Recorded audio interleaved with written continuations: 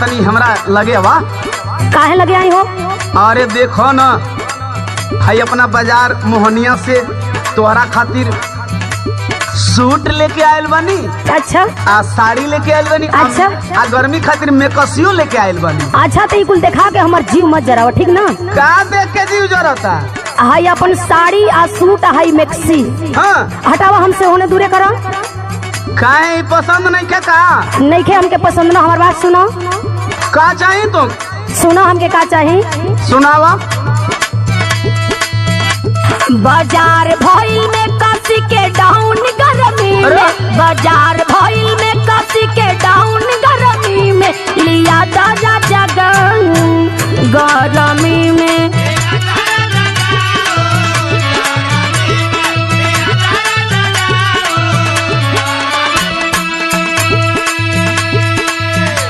अच्छा तो तू गाउन पहनबू? ओहा के का बुझाता हे गर्मी में? अरे तो फैशन ना हो। एगो हम बात कही। बोलाओ। तू गाउन खैले बड़ो, हमरो एगो बात कहे का मन करता। कह दी का धन? का कहे का मन करता? बोला। सुना। सुनावा। गौनावा पेन गड़बड़ाई बुका हो, गौनावा पेन गड़बड़ाई बुका हो, गरमी में गरमी बढ़ई बुका हो। अरे ऐसा नहीं थे।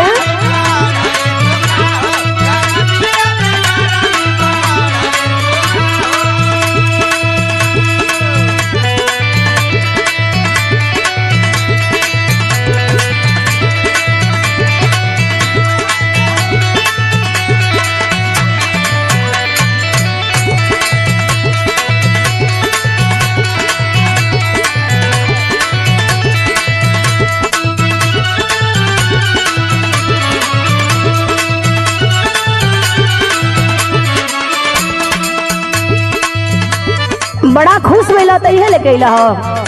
का लेके आई? सुना। हाँ सुनावा।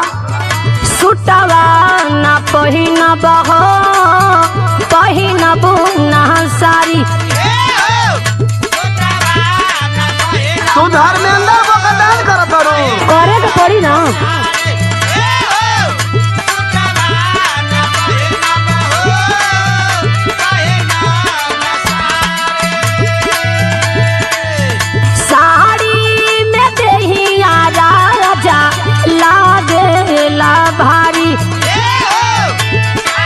मैंने सरिया पहाड़ वाला लग रहा था। हम ना बैरम, सुन ला कान खोल के।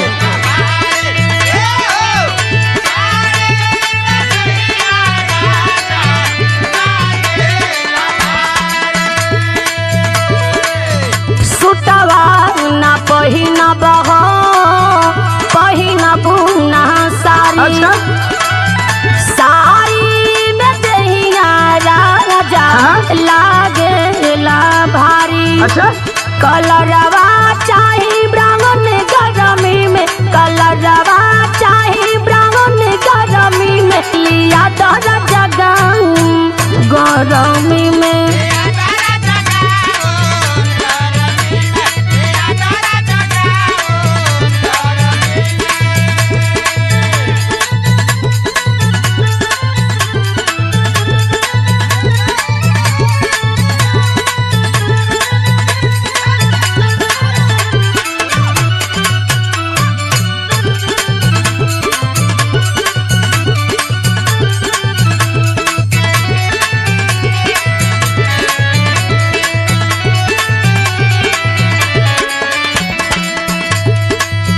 ए सुना।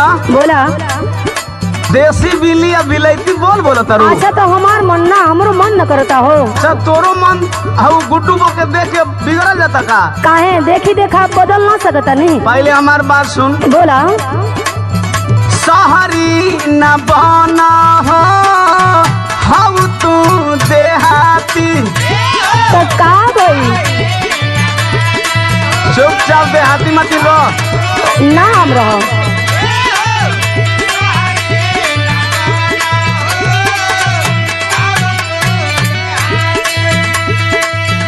उहे पहिराइब जवन हमारा नुआती। हम ना पहिरब, कान खोल के सुन लो। खेत में जवाई भी चाहे से लिया वो से मतलब नहीं थे।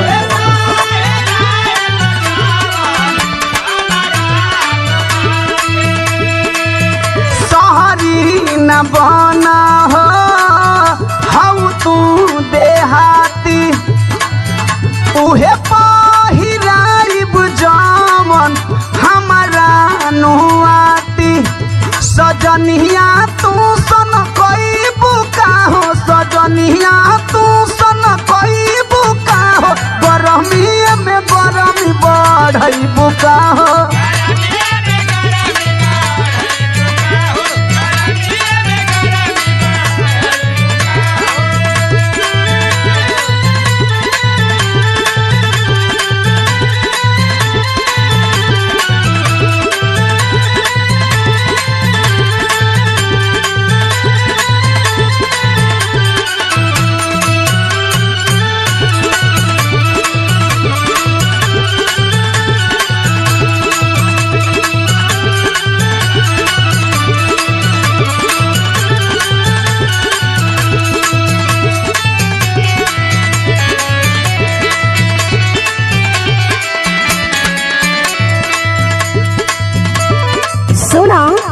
सुनावा तू जैसे सोचत हो हमार वैसा इरादा नहीं हो। कैसा इरादा बा? सुना। हाँ सुनावा। श्रद्धा पूरा दो करना मना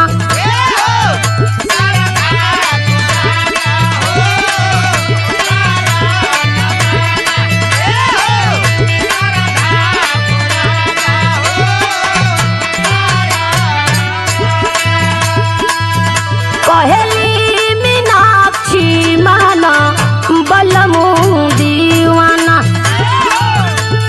हम कब मनाएंगे पर